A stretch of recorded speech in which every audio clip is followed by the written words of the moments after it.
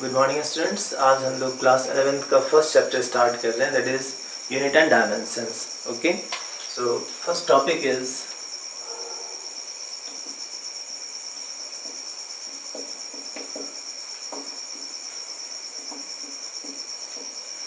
Unit and dimension. तो सबसे पहले हम लोग ये टर्म डिफाइन करते हैं, यूनिट है क्या। सो यूनिट को हम लोग डिफाइन इस तरह से करते हैं, यूनिट एक स्टैंडर्ड वैल्यू है जिसके कंपैरिजन में हम लोग किसी भी चीज़ को मेजर करते हैं। जस्ट फॉर एग्जांपल, मान लो हम लोग किसी शॉपकीपर के पास जाते हैं और मुझे 5 मीटर का क्लॉथ चाहिए, तो शॉपकीपर करता क्या है, एक पर्टिकुलर लेंथ निकाला और उससे वो 1 मीटर कंसीडर करता है। सो एक पर्टिकुलर लेंथ है जिसको सब कोई 1 मीटर मानते हैं और इसके रिस्पेक्ट में वो क्लॉथ को 5 टाइम्स मेजर किया एंड जो लेंथ आता है उसको हम लोग बोलते हैं कि ये चलो 5 मीटर का क्लॉथ हो गया। इन द सिमिलर वे, मान लो मुझे इस बोर्ड का लेंथ काउंट करना है, तो हम लोग अगर इसे 1 मीटर कंसीडर कर रहे हैं तो इसके रिस्पेक्ट में 1 2 3 4, मान लो 4 टाइम्स आया, तो हम लोग बोलेंगे इस बोर्ड का जो ये लेंथ है वो 4 मीटर है। सो एक पर्टिकुलर वैल्यू को हम लोग कंसीडर किए और इसके रिस्पेक्ट में मेजरमेंट कर रहे हैं। जैसे एक पर्टिकुलर वेट है जिसको सबको 1 kg कहा और उसके रिस्पेक्ट में कंपैरिजन करते हो, और अगर कोई 2 kg का ऑब्जेक्ट तुम्हें लेना है तो हम लोग 1 के रिस्पेक्ट में 2 टाइम्स काउंट करेंगे and the mass will be 2 kg। So unit को हम लोग कैसे डिफाइन किए, एक स्टैंडर्ड वैल्यू है जिसके रिस्पेक्ट में मेजरमेंट कर रहे हैं। और यूनिट को हम लोग ब्रॉडली अब 2 पार्ट में डिवाइड करेंगे। सो डेफिनेशन समझ में आ गया, it is a standard value in comparison to which we measure other physical quantity of same type.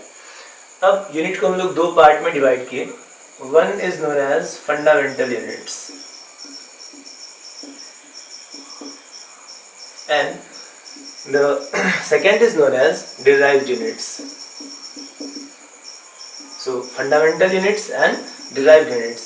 Fundamental unit किसे कहते हैं, तो किसी भी चीज का फंडामेंटल टर्म जो होता है वो माना हुआ होता है। जैसे मान लो हम लोग इंग्लिश सीखते हैं तो इंग्लिश के फंडामेंटल्स क्या है, अल्फाबेट्स जैसे A B C, these are the fundamental of English. इसमें A सिंबल ऐसे है, B का सिंबल ऐसे है, C का सिंबल इस तरह से है, ये एज्यूम कर लिया गया। जिस समय अगर मान लो हम अभी ए सिंबल को ऐसे बोल रहे हैं, लेकिन मान लो अगर स्टार्ट जब इसको इन्वेंट किया गया था उस समय इस सिंबल को हम ए बोलते तो आज हम लोग इस सिंबल को ए पढ़ रहे होते। तो इसके पीछे कोई लॉजिक नहीं है कि ए को ऐसे क्यों लिखा गया, बी को इस तरह से क्यों लिखा गया। इन द सिमिलर वे कुछ यूनिट्स ऐसे हैं जिसको हम लोग मान लेते हैं, जैसे इसको एज्यूम कर रहे हैं उसी तरह से कुछ यूनिट्स ऐसे हैं जिसको हम लोग मानते हैं and that units are known as fundamental units.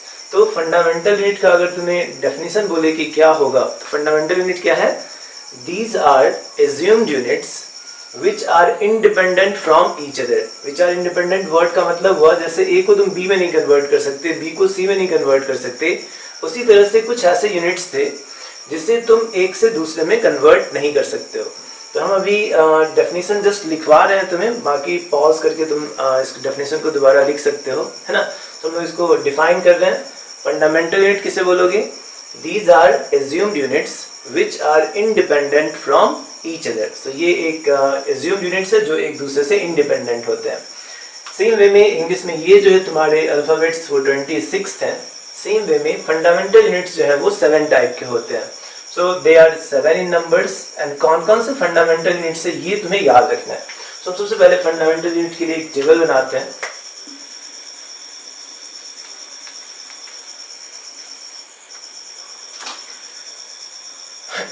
So the 7 fundamental terms are mass, length, time, temperature, current, amount of substance, and the last one is luminous intensity.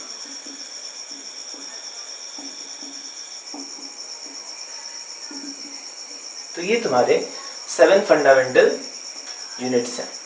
अब ध्यान दो, हम लोग SI system, MKS system, CGS system ये हम लोग जानते हैं, फिर भी चलो हम एक्सप्लेन कर दे रहे हैं। एसआई सिस्टम जो है वो एमकेएस को फॉलो करता है और एमकेएस का मतलब क्या हुआ, अगर लेंथ को हम लोग मीटर में काउंट करेंगे, मास को केजी में काउंट करोगे और टाइम को सेकेंड में कंसीडर करते हो, then this type of system is known as MKS system.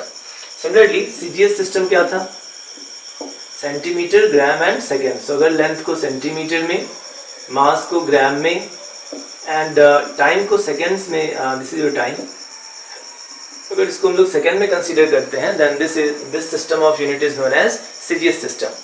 तो अगर मान लो इन सारे टर्म्स का हम लोग ऐसा यूनिट लिखते हैं, तो सपोज इन टर्म्स का ऐसा यूनिट लिखोगे, देन मास का ऐसा यूनिट क्या होता है केजी, लेंथ का ऐसा यूनिट मीटर, टाइम का ऐसा यूनिट सेकेंड्स, टेम्परेचर का केल्विन,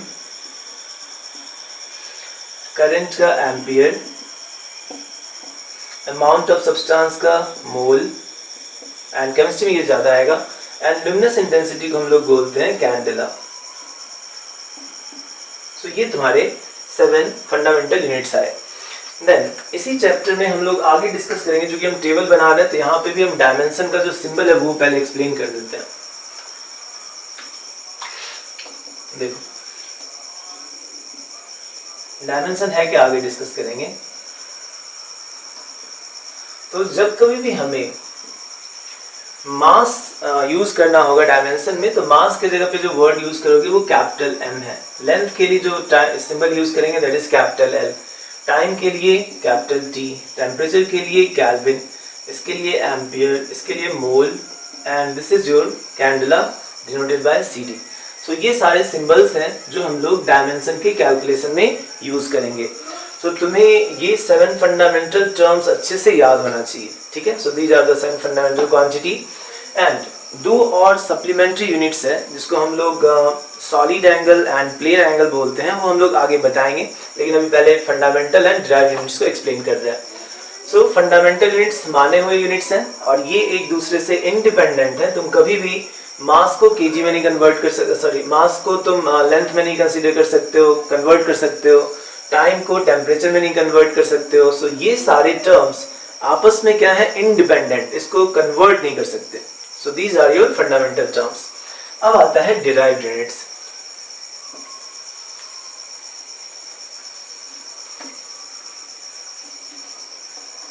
तो next is your derived units. And derived units क्या था, डिराइव करने का मतलब क्या हुआ, प्रूव करना। सो वैसे यूनिट जो फंडामेंटल यूनिट के मिलने से बने हैं उसको हम लोग क्या बोलते हैं, डिराइव्ड यूनिट्स। सो इसका डेफिनेशन क्या होगा, units which are expressed in terms of fundamental units और which are derived from fundamental units are known as derived units. So derived units का डेफिनेशन क्या होगा, the units which are expressed in terms of fundamental units. अब कुछ example देखो, हम लोग फिर से 9th क्लास में, चूंकि अभी तुम 11th में आए हो, 9th क्लास में हम लोग ये सब टर्म्स पढ़े हैं, फिर भी हम एक रफ वे में एक्सप्लेन कर दे रहे हैं। मेन टर्म देखो S, V, A and T. S जो था तुम्हारा क्या था, या तो हम लोग इसको डिस्टेंस के लिए यूज करते थे या डिस्प्लेसमेंट के लिए, ठीक है, ऐसे आइदर डिस्टेंस और डिस्प्लेसमेंट। वी जो है, this V is either speed और velocity, this A is your acceleration and this t is your time। ध्यान देना डिस्टेंस एंड डिस्प्लेसमेंट क्या है ये हम लोगों को मालूम है, फिर भी अगर कोई पार्टिकल इस तरह से कर्व वाले पाथ में मूव कर रहा हो तो ये जो टोटल लेंथ है that is known as the distance, path length is the distance. Displacement क्या था, दोनों पॉइंट के बीच का जो शॉर्टेस्ट डिस्टेंस है, this part is known as displacement. तो shortest distance is the displacement and the path length, जो एक्चुअल पाथ लेंथ है that is known as distance. फिर वेलोसिटी या स्पीड क्या था, तो इसमें अगर तुम चेंज करते हो, एस में चेंज वेलोसिटी कहलाएगा, वेलोसिटी में चेंज एक्सेलरेशन कहलाता है, और ये चेंज किसके रिस्पेक्ट में होना चाहिए, then this is with respect to time. तो अगर हम तुमसे डिफाइन करने बोले कि व्हाट इज वेलोसिटी, तो हम लोग क्या बोलेंगे, rate of change of displacement is known as velocity. अगर पूछेंगे तुमसे स्पीड बताओ क्या होता है, तो rate of change of distance, distance में चेंज स्पीड, और अगर एक्सेलरेशन को डिफाइन करने बोले तो एक्सेलरेशन क्या था, rate of change of velocity. So अगर तुम शॉर्ट में देखो इसका फॉर्मूला क्या था, अगर हम स्पीड बोले कि स्पीड क्या होता था, तो जब भी हम लोग लैंग्वेज में रेट वर्ड यूज करेंगे, सो रेट वर्ड का मतलब क्या होता है, विद रिस्पेक्ट टू टाइम। तो यहाँ पे स्पीड को हम क्या बोल रहे हैं, rate of change of distance, so it is distance divided by time taken. So this is the formula of speed. फिर वेलोसिटी क्या था? Velocity is rate of change of displacement. हम लोग बोलेंगे वेलोसिटी का फॉर्मूला क्या है? Displacement upon time. So this is displacement divided by time taken is the velocity. Same way में acceleration part, acceleration को कैसे define करोगे?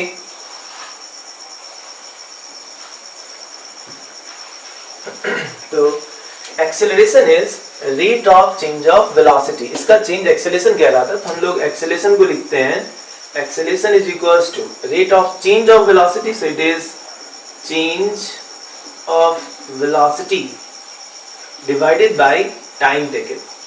So ये पार्ट तुम्हारा एक्सेलरेशन कहलाता है। So अब ये डेफिनेशन हम लोग जानते थे पहले से भी, लेकिन हो सकता है भूल गए होगे तो हम दोबारा से एक्सप्लेन कर दिए। अब आता है तुमसे पूछे कि इसका यूनिट बताओ क्या होगा? What is the unit of speed? तो स्पीड किसके इक्वल है? Distance upon time. डिस्टेंस का यूनिट क्या होगा? मीटर। ऐसा यूनिट इज मीटर, क्योंकि ये डिस्टेंस क्या लेंथ है, पाथ लेंथ का यूनिट मीटर। टाइम का यूनिट क्या होना है? Seconds. So meter per second is the unit of speed. Similarly, velocity का unit क्या होगा? Displacement upon time. Displacement भी क्या होना है? Shortest length, और length का मतलब मीटर हुआ, so meter upon second. So meter per second, meter per second, these are the unit of speed and velocity. Acceleration का unit देखो क्या होना है? सबसे पहला चेंज इन वेलोसिटी का यूनिट क्या होगा? तो जैसे एग्जांपल के लिए देखो, मान लो तुमसे बोलते हैं 10 kg माइनस 3 kg, इसकी वैल्यू कितनी आनी है? This value is 7 kg। अब इस टर्म का पूछे कि बताओ इस टर्म का यूनिट क्या है, तो यूनिट तुम बोलोगे kg है, ऑब्वियसली 10 को ड्रॉप आउट कर लोगे। पूछे कि इस टर्म का यूनिट क्या है, तो इसका यूनिट क्या बोलोगे? kg। इसका यूनिट क्या है? kg। सो पहला जो रूल है इस चैप्टर का वो ये कि यूनिट एंड डायमेंशन में नंबर्स का कोई रोल नहीं है। So we will drop the numbers. यहाँ पे हम तुमसे यूनिट पूछ रहे हैं तो तुम खुद इसको kg बोल रहे हो, ये नहीं कह रहे कि 10 kg is the unit. So these numbers are dropped out. Similarly कहीं पे अगर मान लो हम तुमसे बोलते हैं कि काइनेटिक एनर्जी का फॉर्मूला लिखो, तो काइनेटिक एनर्जी क्या होता है? Half mv²। अब पूछेंगे इसका यूनिट निकालो, इसका डायमेंशन निकालो, तो इसमें तुम्हें इस हाफ टर्म को ना ड्रॉप कर लेना है। इस नंबर्स का कोई रोल नहीं है यूनिट एंड डायमेंशन की कैलकुलेशन में। तो फर्स्ट रूल याद रखना, नंबर्स आर ड्रॉप्ड आउट। तो हम लोग यहाँ पे एक्सप्लेन कर रहे थे 10 kg मतलब मास, kg minus kg is kg, means mass minus mass is mass. Similarly, length minus length will be length. In the same way, change in velocity means velocity minus velocity. तो velocity minus velocity क्या आएगा? velocity, और velocity का unit कितना है? Metre per second. सो हम लोग change in velocity मतलब velocity का यूनिट आया which is metre per second divided by time का यूनिट कितना होना है? Second. So this comes out metre per second square. तो ये सारे यूनिट हम लोग पहले भी जानते हैं, 9th क्लास में पढ़ चुके हैं, लेकिन इन सारे यूनिट को जो अभी हम लोग कैलकुलेट किए हैं, ये सारे के सारे यूनिट क्या कहलाएंगे? Derived units. इनको डिराइव्ड यूनिट्स क्यों बोल रहे हो? क्योंकि देखो ये जो मीटर है ये क्या था? फंडामेंटल क्वांटिटी यानी फंडामेंटल यूनिट थे। ये जो एस है सेकेंड, ये भी क्या है? फंडामेंटल यूनिट था। इन दोनों के मिलने से जो तुम यूनिट अभी बनाए, इस यूनिट को हम लोग क्या बोलेंगे? Derived units, because these are expressed in terms of fundamental units. तो ये यूनिट है, चाहे ये यूनिट है या ये यूनिट है, इन सबों को क्या बोलेंगे? Derived units. So this is derived units, है ना? एक बार इसको नोट करो, फिर एक्सप्लेन करते हैं हम आगे।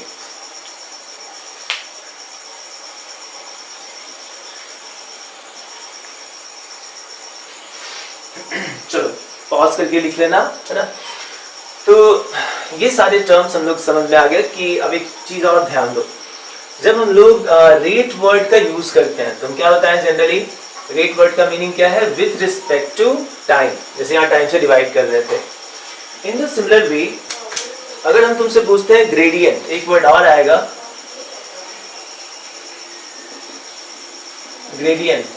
ग्रेडियंट वर्ड का मतलब होता है anything which is changing with respect to length और डिस्टेंस, है ना?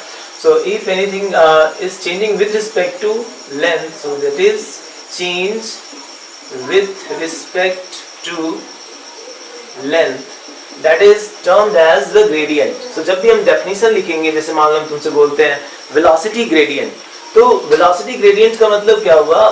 velocity gradient इस वर्ड का मतलब है velocity divided by length या distance. सो अगर कोई भी चीज डिस्टेंस के साथ चेंज हो रहा है, that is known as the gradient word. So velocity gradient मतलब वेलोसिटी अपॉन डिस्टेंस. तुमसे पूछेंगे फोर्स ग्रेडियंट,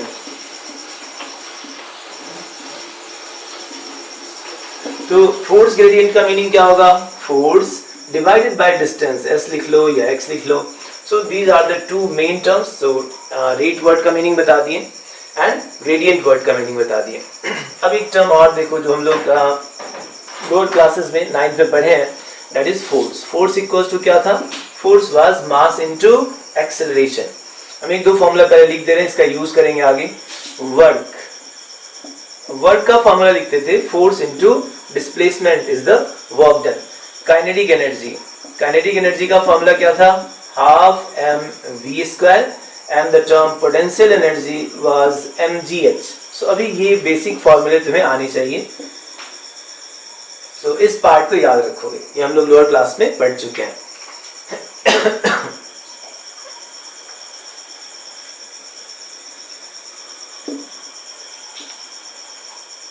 तो अब हम लोग डिराइव्ड यूनिट क्या होता है ये समझ में आ गया, और फंडामेंटल यूनिट क्या था ये समझ में आ गया.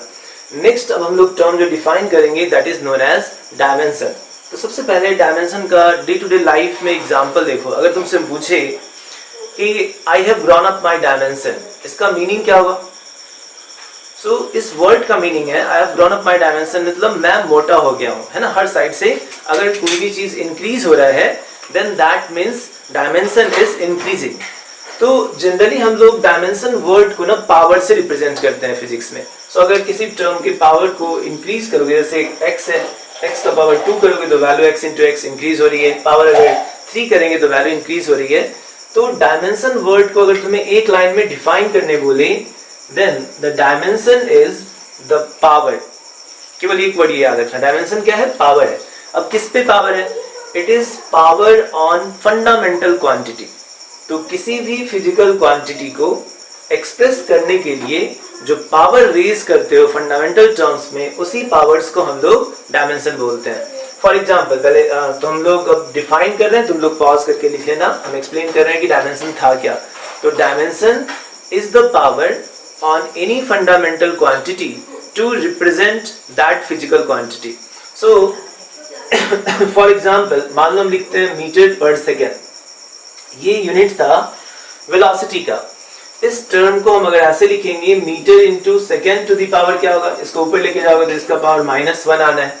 जैसे मैथ्स में 1/x², इस x को ऊपर लेके जाओ तो क्या लिखते हैं? x to the power -2. In the similar way अगर हम इस सेकेंड को ऊपर लेके गए तो सेकेंड का पावर कितना हो जाएगा? -1.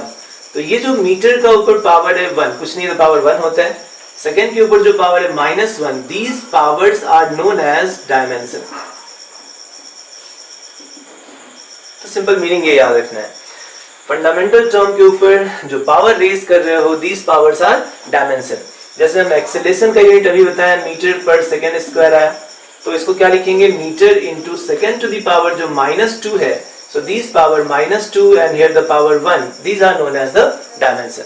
तो डायमेंशन का एक सिंपल सा हम डेफिनेशन बताएं, it is power on fundamental quantity.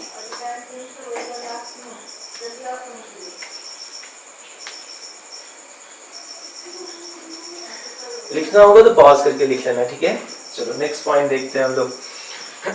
तो अब हम लोग डायमेंशन टर्म समझ में आ गया, फंडामेंटल टर्म समझ में आ गए एंड डिराइव्ड टर्म समझ में आ गया.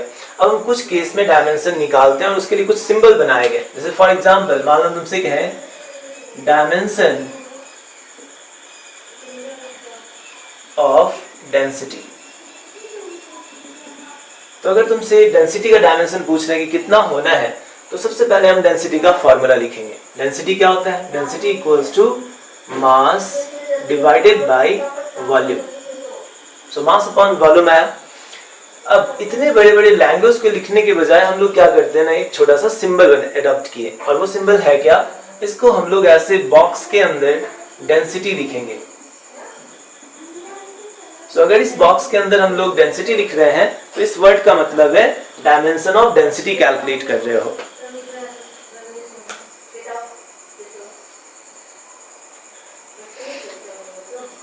ठीक है. तो this is meaning is we are calculating the dimension of density. और बॉक्स लगाना जरूरी है डायमेंशन कैलकुलेशन में। अगर बॉक्स नहीं लगाओगे that means you are calculating the equation, और इक्वेशन सॉल्व करने में नंबर्स तुम्हें कंसीडर करना होगा। तो अगर हम ये बॉक्स लगा रहे हैं इसका मतलब ही है कि we are dropping the numbers, number से कोई लेना देना नहीं है, ठीक है। तो बॉक्स लगाना जब भी डायमेंशन काउंट करोगे, तो इस साइड डायमेंशन इक्वल्स टू, इस साइड भी बॉक्स लिखेंगे एंड यहाँ पे मास डिवाइडेड बाय वॉल्यूम, ये आता। अब मुझे एक चीज बताओ, मास के लिए हम लोग कौन सा सिंबल बोले थे यूज करना है? मास के लिए हम लोग यूज करेंगे कैपिटल एम। और हम क्या इसको ऐसे लिख सकते हैं, दिस इज मास के लिए कैपिटल एम हो गया, वॉल्यूम के लिए कैपिटल वी लिख लो, और इसको अरेंज करके हम बोल दे इसको ऊपर ले जाओ, m इंटू वी का पावर क्या हो जाएगा -1। तो ये इसका डायमेंशनल फॉर्मूला हो गया। डायमेंशन ये पावर है, इसका पावर और इसका पावर इज द डायमेंशन। तो क्या हम डायमेंशन ऐसे लिख पाएंगे? क्या ये डायमेंशन है? तो ध्यान से सुनना, हम क्या बोले थे, डायमेंशन इज द पावर, ये सही है, लेकिन वो पावर किस पे? वो पावर फंडामेंटल क्वांटिटी पे होना चाहिए। ये जो मास है तुम्हारा, वो जो 7 टर्म्स हम लोग लिखवाए हैं उसमें मास है, सो मास फंडामेंटल टर्म था। लेकिन क्या ये वॉल्यूम तुम्हारा फंडामेंटल?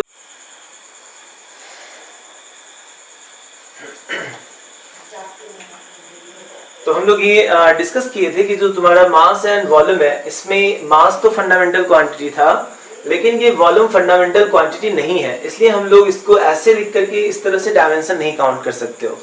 तो पहले हमें कोई फॉर्मूला निकालना होगा, मतलब वॉल्यूम का कोई फॉर्मूला लिखना होगा, ताकि इसको तुम फंडामेंटल टर्म में रिप्रेजेंट कर सको, ठीक है। अब फंडामेंटल टर्म है थी क्या, तो किसी भी वॉल्यूम का जब तुम डायमेंशन या फॉर्मूला लिखोगे तो वॉल्यूम इज इक्वल्स टू क्या होता था, वॉल्यूम इज, जैसे मान लो हम लोग क्यूब का वॉल्यूम लिखते हैं, तो क्यूब का वॉल्यूम क्या लिखते, एल क्यूब, लेंथ क्यूब, है ना। अगर हम क्यूबाइड का वॉल्यूम पूछे तो length into breadth into height, है ना। So volume is the length power cube आता है ना, लेंथ साइड क्यूब कह लो। तो हम लोग यहाँ पे मास एंड वॉल्यूम के जगह पे क्या लिखेंगे, लेंथ, और इस टर्म का पावर 3 लिखोगे।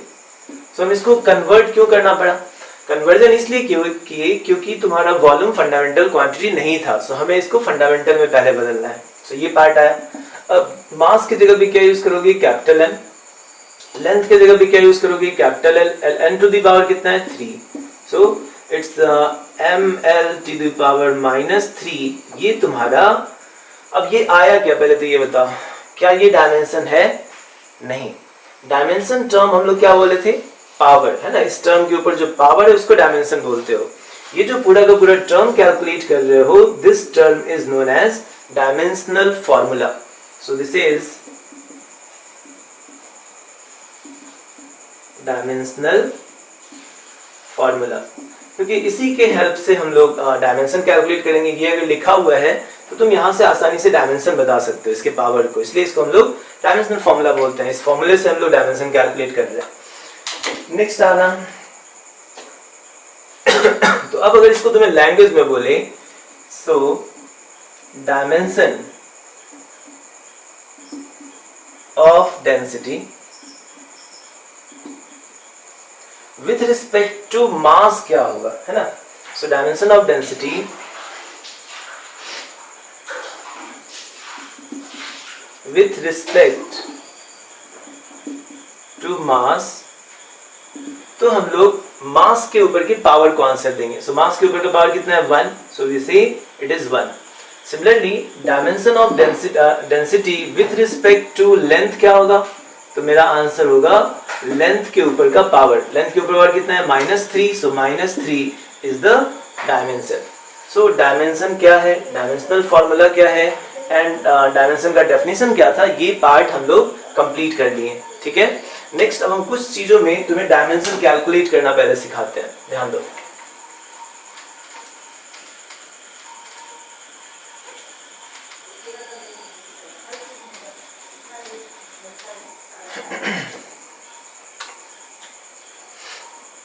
जैसे देखो, सबसे पहला तो हम लोग डायमेंशन, जो टर्म्स का तुम्हें डायमेंशन याद रखना है हम कैलकुलेट करके दिखा रहे हैं। तुमसे डायमेंशन ऑफ वेलोसिटी अगर पूछे तो वेलोसिटी का फॉर्मूला क्या था, velocity was displacement divided by time taken. तो डिस्प्लेसमेंट के लिए क्या लिखोगे, लेंथ, सो एल है ना, डिस्प्लेसमेंट लेंथ है, सो एल लिखेंगे, और टाइम के लिए क्या यूज करोगे, टी। तो इसको अरेंज कर लेंगे, तो L T to the power -1, ये जो टर्म आया, this is the dimensional formula of velocity. Similarly अगर हमें स्पीड का पूछे कितना होना है, तो स्पीड का भी वही लिखोगे, distance by time, and distance मतलब लेंथ, सो इसके लिए एल यूज करेंगे, और टाइम के लिए क्या यूज करोगे, T, so it's dimensional formula is L T to the power -1, ये वैल्यू है। फिर एक्सेलरेशन, तो एक्सेलरेशन क्या बोले थे, अभी डिफाइन कर चुके हैं ये सारे term. Acceleration is change in velocity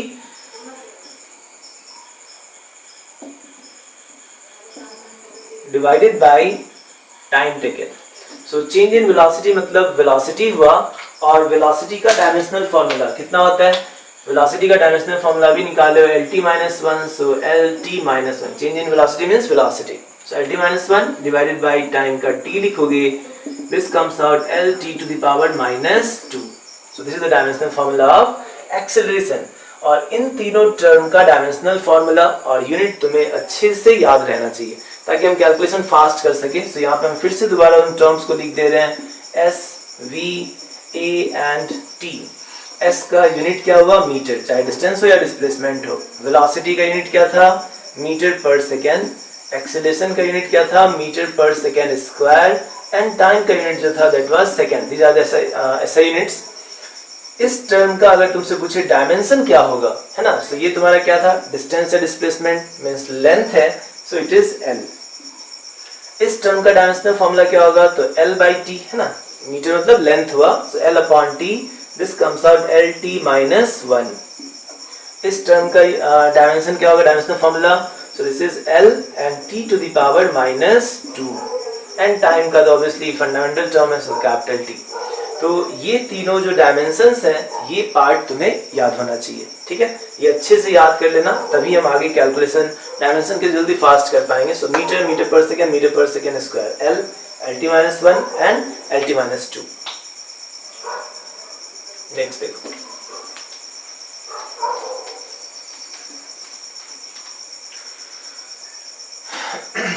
चलो पहले बेसिक टर्म्स को सॉल्व करते हैं। तुमसे कहे फोर्स का डायमेंशन बताओ, तो पहले तो फोर्स का फॉर्मूला क्या होता है, force is equals to mass into acceleration. तो मास के लिए क्या यूज करोगे, कैपिटल M, और एक्सेलरेशन का भी कैलकुलेट किए थे LT-2, so this is MLT to the power -2, ये इसका डायमेंशनल फॉर्मूला है। नेक्स्ट टर्म आओ, एक सेकेंड नोट करना, डिस्कस करना है।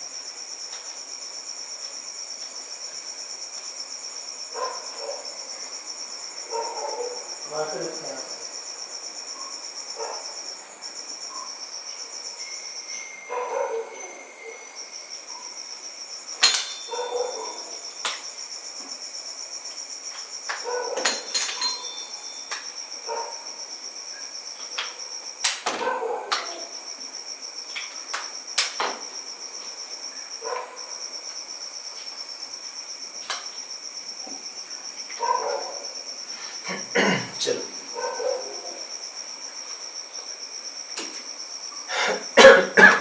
सो नेक्स्ट देखना, अगर हम वर्क का डायमेंशनल फॉर्मूला निकाले, तो वर्क का फॉर्मूला क्या था, work was force into displacement. अभी डिस्कस किए हैं, फोर्स को क्या लिखते, mass into acceleration and the displacement, F equals to ma। अब इन सबों का डायमेंशन लिखो, मास का कितना m, एक्सेलरेशन का क्या होता LT-2, याद करना जो लिखवाए हैं, और S क्या था, डिस्प्लेसमेंट, है ना, इसमें force into displacement. So displacement के लिए L यूज करेंगे, और इसका डायमेंशनल फॉर्मूला आया ML² to the power -2। So this is the dimensional formula of work. Next kinetic energy, तो काइनेटिक एनर्जी का फॉर्मूला क्या था, 12mv²। अब इसमें हम लोग क्या करेंगे, ये जो तुम्हारा हाफ टर्म है, this half term is dropped out, numbers का कोई रोल नहीं है डायमेंशन में, सो हाफ को छोड़ दो, मास की जगह पे क्या लिखते, कैपिटल है। वेलोसिटी क्या होगा, तो velocity is LT-1, but velocity का होल स्क्वायर है, तो v की जगह पे हम लिखेंगे LT-1, ये तो वेलोसिटी का होगा, लेकिन v का स्क्वायर है, सो इस टर्म का whole square. So this comes out m L square T to the power -2 और ये इसका डायमेंशनल फॉर्मूला है। Next term potential energy. तो पोटेंशियल एनर्जी को हम लोग क्या बोलते हैं, mgh, है ना। सो यहाँ पे मास की जगह पे क्या लिखोगे, कैपिटल M। g क्या था, g वाज ग्रेविटेशनल एक्सेलरेशन। तो ये भी एक तरह का एक्सेलरेशन है। जैसे हम कोई भी फोर्स लगा ले, है ना, फोर्स का डायमेंशन क्या निकाले हो, mlt-2। चाहे हम हैंड से फोर्स लगाएं या अर्थ का ग्रेविटेशनल फोर्स हो या स्प्रिंग का हो या मैग्नेटिक फोर्स हो, हर तरह के फोर्स के लिए यही डायमेंशनल फॉर्मूला है। सेम वे में अगर एक्सेलरेशन का डायमेंशनल फॉर्मूला lt-2 है, इसका डायमेंशनल फॉर्मूला lt-2 है, तो ये ग्रेविटेशनल एक्सेलरेशन का भी डायमेंशनल फॉर्मूला lt-2 ही होगा, चाहे कोई भी एक्सेलरेशन आए। तो ये एक्सेलरेशन है, इसका डायमेंशनल फॉर्मूला lt-2 आया। एंड h हाइट होता है, mgh में h is height, so height का मतलब लेंथ हुआ, so it is l। So the dimensional formula comes out ml² t to the power -2। तो इस वे में हम लोग डायमेंशन निकालेंगे, है ना। अब इसमें कुछ पॉइंट्स हम जानबूझ के ये एग्जांपल्स लिए हैं, ध्यान से देखना। वर्क, जब वर्क का डायमेंशन निकाले then it is ml² t to the power -2। Kinetic energy, इसका dimensional formula ml² t to the power -2। Potential energy, its formula is ml² t to the power -2 आया। तो इन सबों के डायमेंशनल फॉर्मूला क्या है, देखो सेम। इन सबों का डायमेंशनल फॉर्मूला सेम है, इसलिए है क्योंकि ये सारे ही टर्म एनर्जी हैं। तुम जैसे बताएं, अगर एक्सेलरेशन है, चाहे कोई भी एक्सेलरेशन हो, उसका डायमेंशनल फॉर्मूला lt-2 होना है। उसी तरह से कोई भी एनर्जी हो, उन सबों का dimensional formula ml² t to the power -2 होगा। चाहे कैसा भी फोर्स हो, सारे फोर्स का डायमेंशनल फॉर्मूला सेम। कैसी भी एक्सेलरेशन हो, सबका dimensional formula same. In the same way चाहे किसी तरह का तुम्हारे पास एनर्जी आए, उन सबों का डायमेंशनल फॉर्मूला सेम होना है। तो वर्क एक तरह का एनर्जी है। वर्क का ऐसा यूनिट क्या लिखते हैं हम लोग, जूल। सो वर्क का dimensional formula ml² t-2। Kinetic energy ये भी एनर्जी है, पोटेंशियल एनर्जी ये भी एनर्जी है, इसलिए इन सबों का dimensional formula ml² t to the power -2 आया। जैसे हम बोल रहे हैं तो कौन सी एनर्जी है मेरे पास, साउंड एनर्जी, है ना। लाइट एनर्जी, हीट एनर्जी, चाहे किसी भी तरह का एनर्जी आ जाए, उन सबों का dimensional formula ml² t to the power -2 होगा। ठीक है, तो हम लोग यहाँ पे ऐसे लिख दे रहे हैं। So we can say dimensional formula of any energy is equal to ml² t to the power -2 आना है। ठीक है, तो आज हम इस क्लास को वाइंड अप कर रहे हैं यहीं तक। फिर हम अगली क्लास में डायमेंशन का इंपॉर्टेंट यूजेस बताएंगे। ठीक है, तो आज वाली क्लास में जो हम लोग मेन पॉइंट्स डिस्कस किए थे उसको हम एक बार एक्सप्लेन कर दे रहे हैं।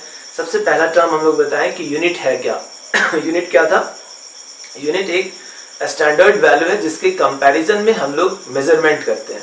यूनिट को दो पार्ट में डिवाइड किया गया, फंडामेंटल एंड डिराइव्ड। फंडामेंटल किसे बोलते हो, फंडामेंटल वर्ड का मतलब बोले थे माना हुआ, है ना। सो यहाँ पे भी कुछ ऐसे यूनिट्स थे जिसको मान लेते हैं, that are known as fundamental units. Fundamental units 7 थे जो हम लिखवा चुके हैं, वो याद रखना। फिर डिराइव यूनिट बताएं। डिराइव यूनिट क्या थे, वैसे यूनिट्स जो फंडामेंटल यूनिट के मिलने से बने हैं उसको हम लोग क्या बोलते हैं, डिराइव यूनिट्स। सो डिराइव यूनिट क्लियर हो गया। फिर उसके बाद डायमेंशन बताएं। डायमेंशन को लाइन कैसे याद रखोगे, dimension is the power on fundamental quantity. फिर नंबर्स का रोल इस चैप्टर में नहीं होना है, नंबर्स को ड्रॉप करोगे। एंड दूसरा एग्जांपल, ये लास्ट पॉइंट हम बताएं कि जो तुम्हारा एनर्जी है, एनर्जी का डायमेंशनल फॉर्मूला कितना आना है, ml² t to the power -2।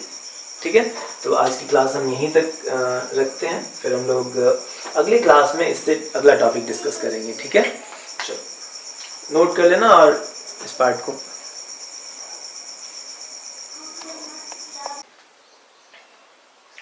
तो हम लोग लास्ट क्लास में जो टॉपिक डिस्कस कर रहे थे यूनिट एंड डायमेंशन, है ना। सो ये तुम्हारा सेकंड पार्ट है। एंड लास्ट टॉपिक में हम लोग कुछ पॉइंट्स बताए थे, उसको हम लोग डिस्कस कर लेते हैं। सबसे पहला पॉइंट हम लोग डिस्कस किए थे कि डायमेंशन है क्या। Dimension is the power on fundamental quantity. ठीक है, और उसमें कुछ पॉइंट्स हम लोग बताए थे ये कि अगर तुम एनर्जी का डायमेंशन निकालते तो किसी भी एनर्जी का डायमेंशनल फॉर्मूला जो था that was ml² and t to the power -2 के इक्वल था, है ना। चाहे हम बोल रहे हैं तो sound energy, light energy, heat energy, any form of energy has the dimensional formula ml² t to the power -2 के इक्वल आता है। अब इस पॉइंट से हम लोग आगे डिस्कस करते हैं, ध्यान देना। सेकेंड देखो, अब सपोज तुम्हारे पास कोई टर्म है y जो दो टर्म्स का एडिशन या सब्ट्रैक्शन है, y equals to a plus या माइनस b है।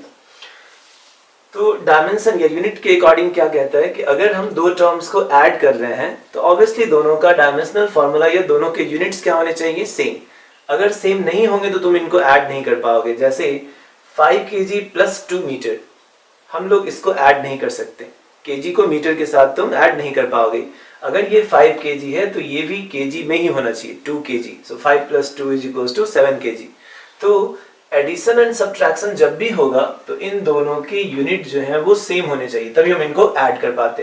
दैट मीन्स कि इनका dimensional formula a and dimensional formula of b must B equal. अगर सेम नहीं होंगे तो इनको हम ऐड नहीं कर पाएंगे। ऐड करने के बाद ये किसके इक्वल है, y के इक्वल। सो अगर मान लो ये kg था, ये भी kg था, सो kg प्लस kg यानी 5 kg plus 2 kg equals to 7 kg लिखते तो y का भी यूनिट जो है वो kg आ रहा है। सो इसके इसके और इसके तीनों के यूनिट सेम होने हैं। सो दैट मीन्स तीनों के डायमेंशनल फॉर्मूला भी सेम होना है। तो पहला ये रूल तुम्हें आना चाहिए, जब कभी भी एडिशन एंड सब्ट्रैक्शन होगा तो उन सबों के डायमेंशंस जो है वो इक्वल होने हैं। डायमेंशन में बॉक्स लगाना जरूरी है, नहीं तो तुम नंबर्स को कंसीडर करोगे। बॉक्स लगाने का मतलब है तुम यूनिट को कंसीडर कर रहे हो, नंबर्स को ड्रॉप कर रहे हो। सेकेंड पॉइंट, अगर टर्म्स का आपस में मल्टीप्लिकेशन एंड डिवीजन है, जैसे मान लो a मल्टीप्लाइड बाई b है या a डिवाइडेड बाई b है, तो उस केस में a और b के डायमेंशंस सेम भी हो सकते हैं और इन दोनों के डायमेंशंस डिफरेंट भी हो सकते हैं। That means dimension of a can be equals to dimension of b and also dimension of a can not be equals to dimension of b। So इन दोनों में से कोई भी पॉसिबिलिटीज है अगर इन दोनों के बीच मल्टीप्लिकेशन या डिवीजन है। सो कहने का मीनिंग क्या हुआ, एडिशन सब्ट्रैक्शन में 100% ये होना चाहिए कि इनके डायमेंशन सेम है, बट मल्टीप्लिकेशन एंड डिवीजन में ये नहीं कह पाओगे कि डायमेंशन सेम होंगे या डायमेंशन अलग होंगे, दोनों में से कोई भी पॉसिबिलिटीज है। जैसे एग्जांपल के लिए इसमें देखो, जैसे हम ये बोलते हैं force is equals to mass into acceleration लिखते हो, तो मास का डायमेंशनल फॉर्मूला क्या था, m। एक्सेलरेशन का डायमेंशनल फॉर्मूला lt माइनस 2। दोनों के डायमेंशंस अलग अलग हैं और दोनों मल्टीप्लाइड हैं, तो फिर भी ये इक्वेशन सही होता है। F is equals to ma is correct equation, ये हम लोग 9th क्लास से पढ़ते आए हैं। तो इन दोनों के डायमेंशंस अलग अलग भी हैं। ये जो रूल था, पहला रूल जो हम लोग डिस्कस किए हैं, इसको हम लोग बोलते हैं principal of homogeneity. This rule, जिसके बेसिस पे हम कह रहे हैं कि तीनों के डायमेंशन सेम होने चाहिए, this is known as principle of homogeneity. And principle of homogeneity कहने का मीनिंग है, तुम ऐसे लर्न कर सकते हो। केमिस्ट्री में होमोजेनियस सॉल्यूशन पढ़ते हैं हम लोग, है ना। होमोजेनियस सॉल्यूशन क्या था, अगर तुम्हारे पास ये कोई कंटेनर है, मान लो इसमें वाटर और इसमें तुम NaCl मिक्स करते हो, और किसी भी सॉल्यूट का अमाउंट अगर हर जगह पे सेम है, if you get the same amount of solute everywhere, then this type of solution is known as homogeneous solution. And heterogeneous कैसे किसे कहते थे, अगर मान लो यहाँ पे हम लोग सैंड या बालू या रेत डालते हैं तो होगा क्या, जो पार्टिकल्स है मैक्सिमम पार्टिकल्स नीचे आकर के डिपॉजिट हो जाएंगे, ऊपर वाले पार्ट में सैंड का अमाउंट कम होगा। तो यहाँ पे इसको बोलेंगे हेट्रोजीनियस, कहीं ज्यादा है कहीं पे कम है। सो इस वाले रूल में हर जगह अमाउंट यानी हर जगह का जो डायमेंशन है वो सेम है, so it is termed as homogeneity.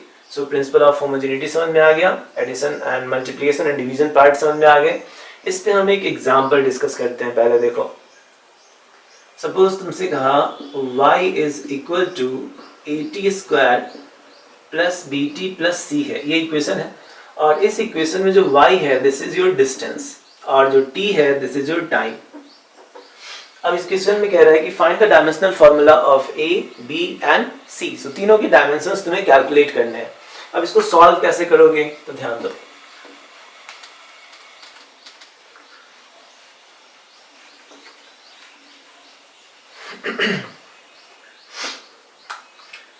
इस a को और इस दोनों के बीच देखो, इस टर्म और इस टर्म के बीच क्या था, मल्टीप्लिकेशन है ना। सो मल्टीप्लिकेशन होने का रूल्स अभी डिस्कस किए हैं। मल्टीप्लिकेशन में हम ये नहीं कह सकते कि इसके और इसके दोनों के डायमेंशन सेम होंगे, दोनों के डायमेंशन सेम भी हो सकते हैं एंड डिफरेंट भी हो सकते हैं, लेकिन तुम AT² को, ये जो पूरा का पूरा टर्म है, इस पूरे टर्म को इसके साथ ऐड कर रहे हो, इस पूरे टर्म को इसके साथ ऐड कर रहे हो, और ये y के इक्वल आ रहा है। So from the principle of homogeneity, इन सबों का डायमेंशंस सेम होना चाहिए, तभी इनको हम ऐड कर पाएंगे ना। kg kg kg सारे kg होंगे तभी तुम ऐड कर पाते। तो from the principle of homogeneity we can say dimension of y should be equals to dimension of AT². This should be equals to dimension of B into T. This equals to dimension of C. So ये condition होना चाहिए। अब y तुम्हारा distance है, so इसके place पे L लिखोगे। So अब इक्वेट कर लो सेपरेटली, इसको इससे इक्वल कर लो, इसको इसके इक्वल कर लो। So we have L is equals to AT², and यहाँ से हम लोग a का डायमेंशन कैलकुलेट कर सकते हैं। a का कितना आता, t इस साइड ले आओगे, so L divided by t is the time, time के लिए कैपिटल T यूज करते हैं, so LT² and this comes out LT to the power -2। इस t को ऊपर ले जाओ। सिमिलरली b को और इसको, इस टर्म और इस टर्म को इक्वेट करोगे, so dimension of b into t is equals to dimension of L which is y। So यहाँ से b का डायमेंशन आ गया, b is equals to L divided by t, so we have LT -1, so LT -1 तुम्हारा dimensional formula है। सो ये निकाल लिए, ये निकाल लिया, और c को इसको इक्वेट कर लो, तो डायमेंशन ऑफ c किसके इक्वल हो जाएगा, dimension of c is equals to L। So by this way we can find the dimensions of different terms. So तुम्हें 3 पॉइंट्स बताए थे, पहला एनर्जी का डायमेंशन, दूसरा एडिशन सब्ट्रैक्शंस में डायमेंशन सेम होने चाहिए, एंड मल्टीप्लिकेशन एंड डिवीजन में डायमेंशन सेम भी हो सकते हैं और डिफरेंट भी हो सकते हैं। एक एग्जांपल आप देखो, सपोज तुमसे कह रहा है y equals to a divided by b minus v into t है ना। यहाँ पे y डिस्टेंस को रिप्रेजेंट कर रहा है, v जो है this is your velocity and t is your time. लिखना होगा तो पॉज करके इसको नोट कर लेना। अब तुम्हें इसमें कैलकुलेट करने बोल रहा है what is the dimensional formula of a and dimensional formula of b। So we have to find the dimensions of a and b। चलो ट्राई करो, 1 मिनट का टाइम है, देखो कितना आता है, ट्राई करना।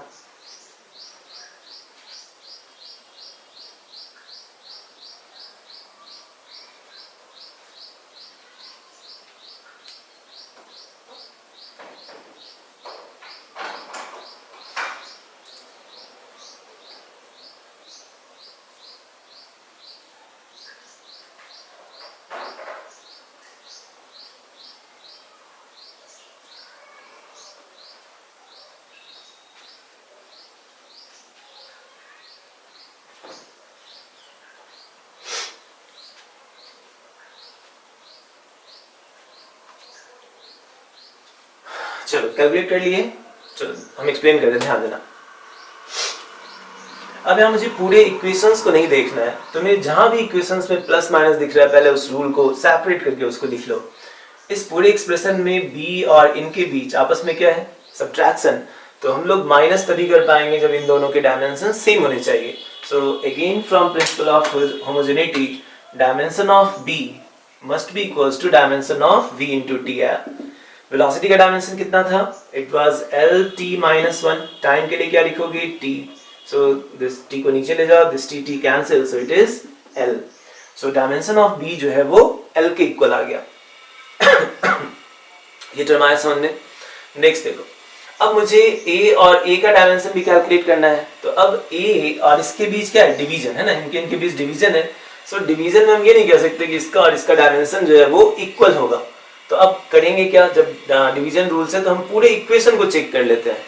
अगर लेफ्ट हैंड साइड और राइट हैंड साइड को तुम आपस में इक्वेट कर रहे हो, इसका मतलब है left hand side and right hand side के डायमेंशंस भी सेम होने चाहिए, है ना। इस साइड लेफ्ट साइड अगर kg है तो इस साइड भी क्या होना चाहिए, kg, है ना। kg को तुम मीटर से इक्वेट नहीं कर सकते, 5 kg इक्वल्स टू 5 मीटर नहीं हो सकता।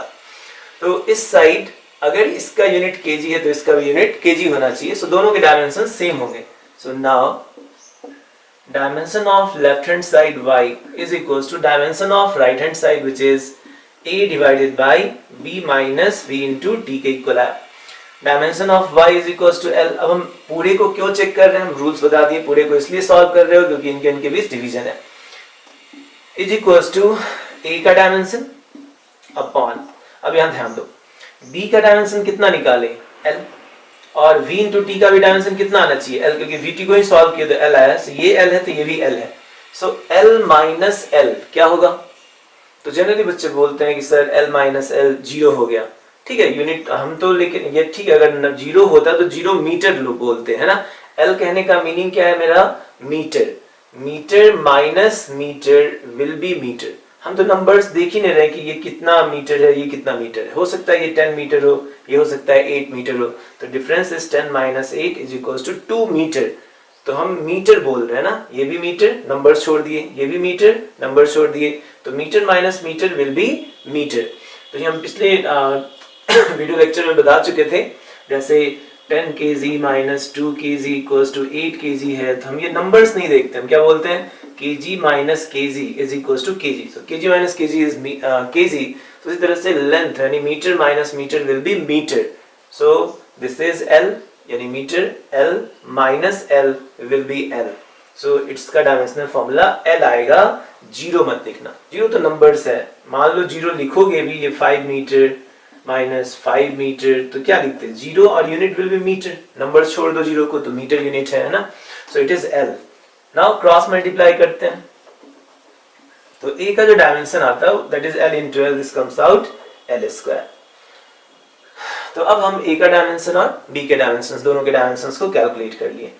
तो ये तुम्हारे रूल्स हैं जिसके हेल्प से हम लोग डायमेंशंस कैलकुलेट करेंगे। अब देखो मैक्सिमम जो भी हम लोग अलजेब्रिक ऑपरेशंस करते हैं वो कौन कौन से थे? Addition, subtraction, multiplication, division and the functions part. Functions में कौन कौन सा? जैसे तुम्हारा ट्रिगोनोमेट्रिकल फंक्शन 10th में पढ़े हो, 9th में। उसके बाद लॉगरिथमिक फंक्शन आएगा, एक्सपोनेंशियल फंक्शंस आएंगे। तो हमें उन्हीं केसेस में तुम्हें डायमेंशंस को कैलकुलेट करना है। तो एक सेक्शन हम लोग कवर किए, addition, subtraction, multiplication and division. अब एक लास्ट पॉइंट बता रहे हैं, फंक्शंस के केस में तुम कैसे डायमेंशंस को फाइंड करोगे।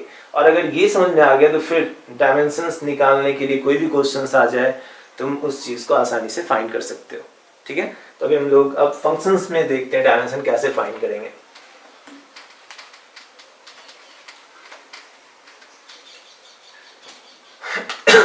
So fourth one, let you have y is equals to, अब यहाँ पे हम sin x लिख रहे हैं। अब ध्यान देना, sin x कहने का मतलब ये नहीं कि sin ही है केवल, यहाँ पे cos होगा तो कुछ और हो जाएगा, tan हो जाएगा तो कुछ और हो जाएगा। sin x कहने का मतलब है sin represents the trigonometrical function। तो हम trigonometrical functions के लिए एग्जाम्पल के लिए sin ले रहे हैं। यहाँ पे cos हो सकता है, tan हो सकता है, तो sin x, दूसरा e to the power x and the third one log x। इन तीनों टर्म में जो ये x है, पहले हम रिजल्ट लिखें फिर इसको एक्सप्लेन कर देंगे।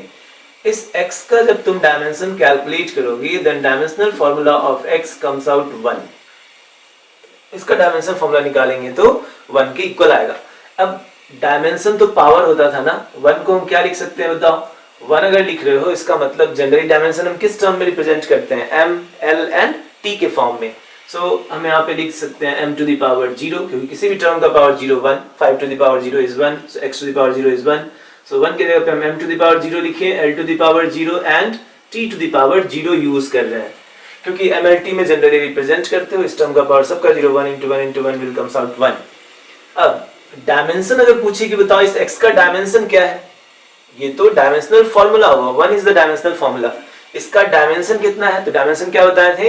It is power on fundamental quantity, और पावर क्या है? m का पावर 0, l का पावर 0, t का पावर 0। सो हम लोग बोलेंगे इस टर्म का डायमेंशन 0 है।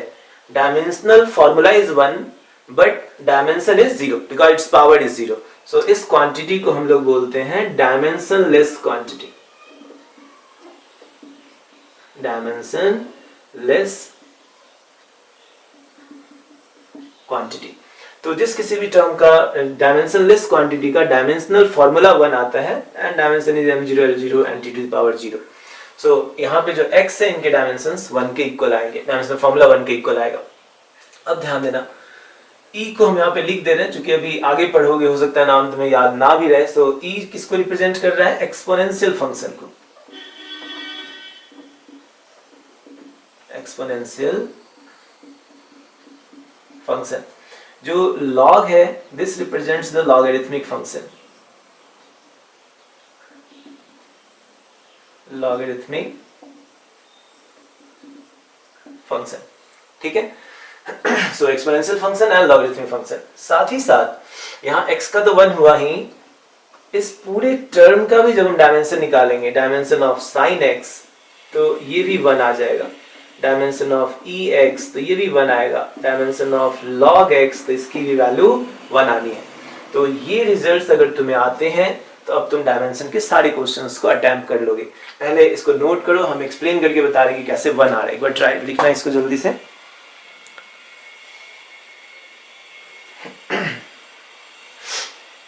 चलो अब इसे समझाने के लिए मैथ से बताते हैं, ध्यान देना। जैसे यहाँ देखो, तुमसे बोले सर्कल का एक पार्ट ले लो, ये तुम्हारा सर्कुलर आर्क कहलाता है ना, 10th क्लास में पढ़े हो। So let this is the circle and circle का एक छोटा सा पोर्शन है और इसके सेंटर पे ये जो आर्क है जिसको हम लोग क्या बोलते हैं, आर्क लेंथ L, और ये आर्क लेंथ सेंटर पे मान लो थीटा एंगल बनाया और ये जो है तुम्हारा दिस इज योर रेडियस। हम लोग रिलेशन जानते हैं इन तीनों के बीच, थीटा इक्वल्स टू क्या होता है, L upon R, arc length upon the radius part. अब यहाँ पे इसका डायमेंशन निकालो, what is the dimension of theta. So dimension of theta is dimension of L upon R, दोनों साइड डायमेंशन का सिंबल लगाए। अब L बाई R, L क्या है, L is the length, arc length length है, so length के लिए क्या यूज करोगे, L। R ये रेडियस क्या था, रेडियस भी क्या होगा 5 मीटर 10 मीटर, सो ये भी लेंथ है, सो इसके लिए भी क्या यूज करेंगे L। सो L upon all L comes out 1। So theta का डायमेंशनल फॉर्मूला जो है वो 1 के इक्वल आया। तो यहाँ जो हम लोग sin x लिख रहे हैं, इसमें जो ये x टर्म है, this x is the angle, यहाँ पे ये x एंगल को रिप्रेजेंट कर रहा है। सो यहाँ पे भी एंगल का तुम देखियो डायमेंशनल फॉर्मूला 1 है, इसलिए हम यहाँ पे बोले x का डायमेंशनल फॉर्मूला 1 के इक्वल आता है। सिमिलरली अगर ये राइट एंगल ट्रायंगल है जिसमें दिस एंगल इज थीटा, और थीटा के सामने वाले को क्या बोलते हो, परपेंडिकुलर, ये क्या था हाइपोटेनस, और ये क्या था बेस। अब तुमसे पूछे यहाँ बताओ इस ट्रायंगल में साइन थीटा कितना होगा, तो sine theta is how much, sine theta equals to p by h, so p divided by h लिखते। अब पूछिए कि साइन थीटा का डायमेंशनल फॉर्मूला कितना होगा, so when you find the dimensional formula of sine theta then it is dimensional formula of p by h। p क्या था, length, perpendicular ये भी लेंथ होगा, हाइट क्या है, ये भी तुम जो हाइपोटेनस ये भी क्या होगा, लेंथ के इक्वल आना है। So we write L upon L, dimensions ये भी लेंथ का होगा और ये भी लेंथ का होना है, सो दिस कम्स आउट 1।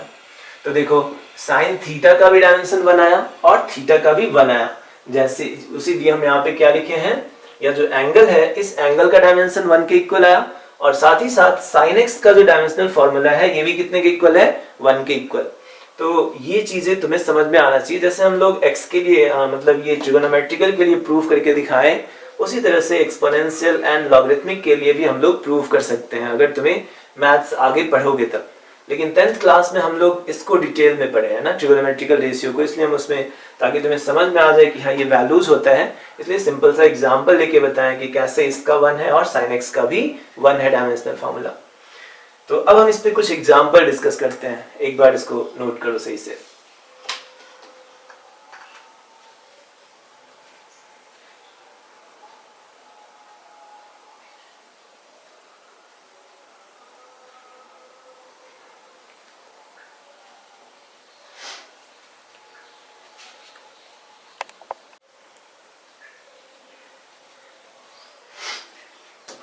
तो हम लोग इसको एग्जांपल दिखाते हैं जो भी डिस्कस किए थे।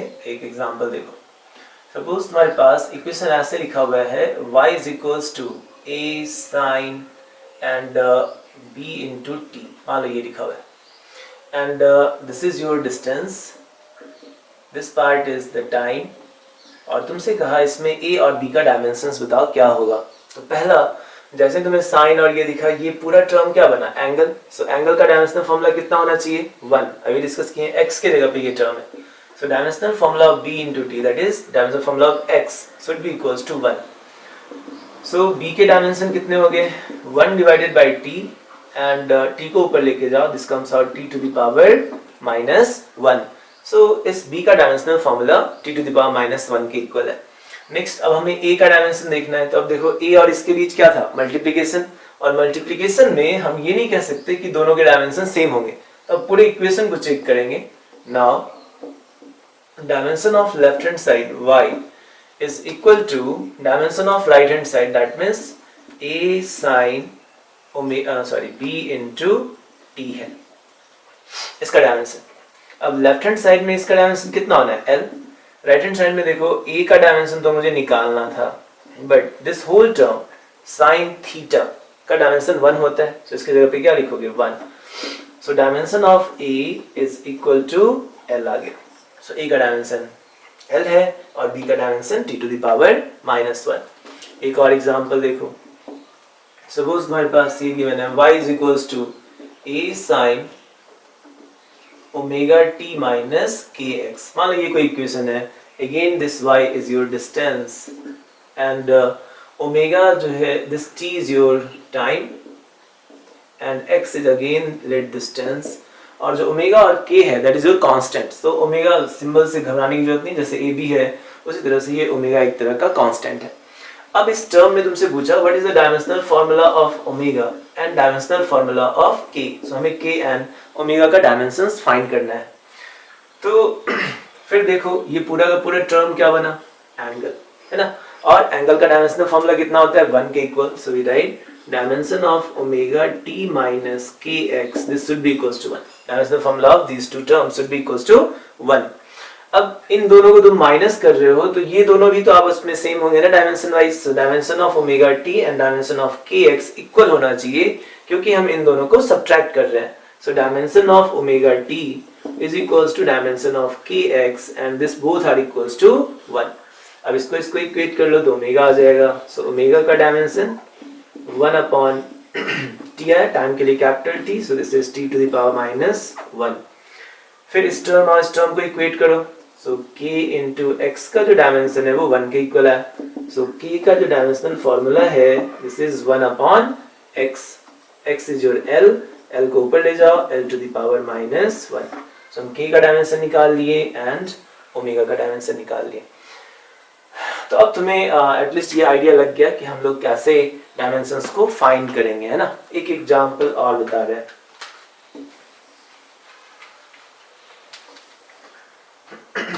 देखो